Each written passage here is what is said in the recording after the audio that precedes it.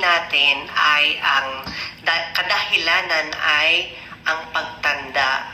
Kung tayo ay tumatanda na, ay lumiliit na ang ating manoy. Kasi bakit kamo? Kasi hindi na masyadong nadadaluyan ng dugo yung ng manoy mo, at hindi mo na rin siya ganun ginagamit, di po ba?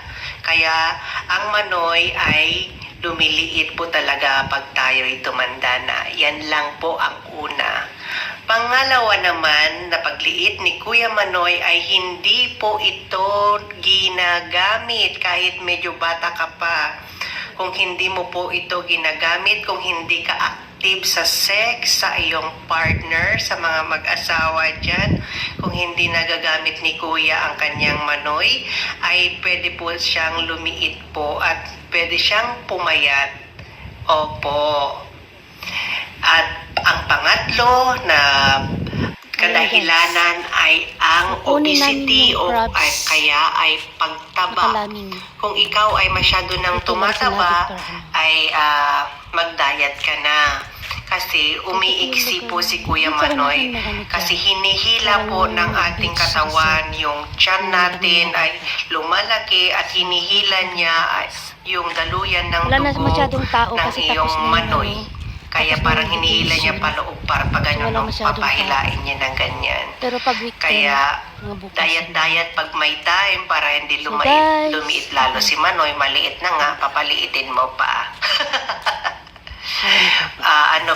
Pang-apat, madalas na pagbabati. Di po ba? Ang 3 times a week pwede kang magbati, pero hindi yung madalas na pagbabati kasi nakakaliit yan. Kasi kapag once na yung ari mo ay babalik ko na ganyan, mahihirapan ka na makipag-sex sa iyong partner in the future kung ikaw ay madalas magbati sa ngayon. At panglima na pala tayo. Panglima ay ang bisyo. Kung sobra na yung bisyo mo, kung mahilig ka sa alak ay nakakaliit din ng manoy.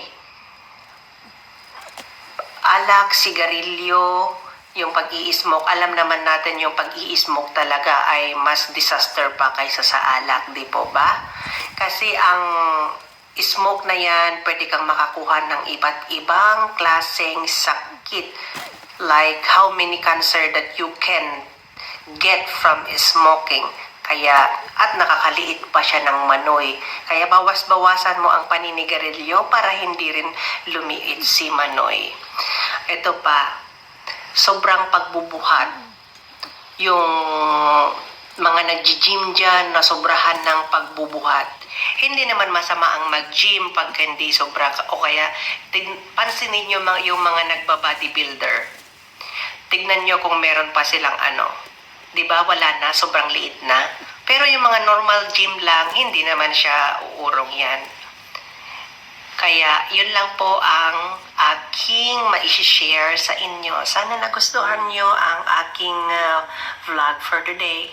See you later. Goodbye. God bless to all. Stimulation, walang mangyayari. Yun din na nakalagay doon sa mga insert, kailangan merong stimulation. So, malaking tulong ng partner. Ang pinag-uusapan na partner, syempre, asawa.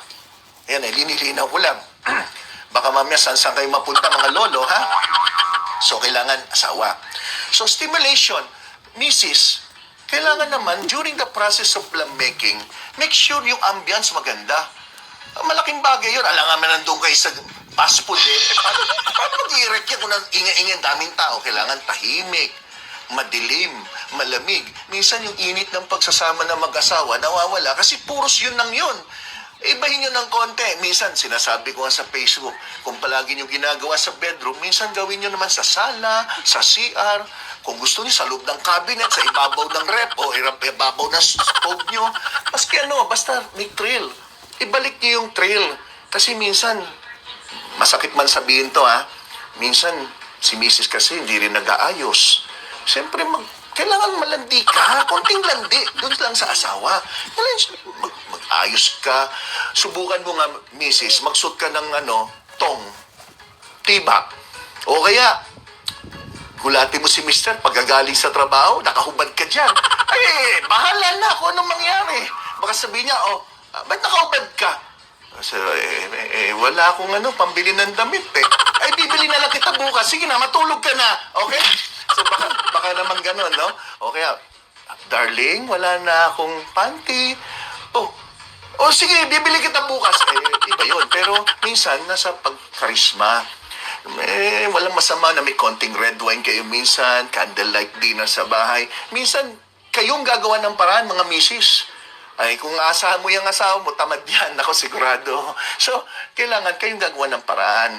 Akitin mo. Kunwari, type na type mo tong si Adonis. Gawa mo ng paraan. Ikaw si Cleopatra. Pero, totoo yan. Minsan, yung pagsasama may kinalaman yan dun sa kakayahan ng lalaki. Ikaw naman isa pang advice ko, huwag kayong magsasabi nung during the process, sasabihin mo, Papa, dumating na yung bill natin ng kuryente. Huwag ganon. Kasi mas ganun tigas, lalambot talaga yan, ma'am. Maniwala kayo, lalambot yan. So, kailangan walang problema. Saka huwag kang daldal ng daldal during the process. Ungol pwede. Pero yung ungol nyo, ayusin nyo. Baka naman, alam mo naman, may ungol na parang horror. Baka mamaya, lalong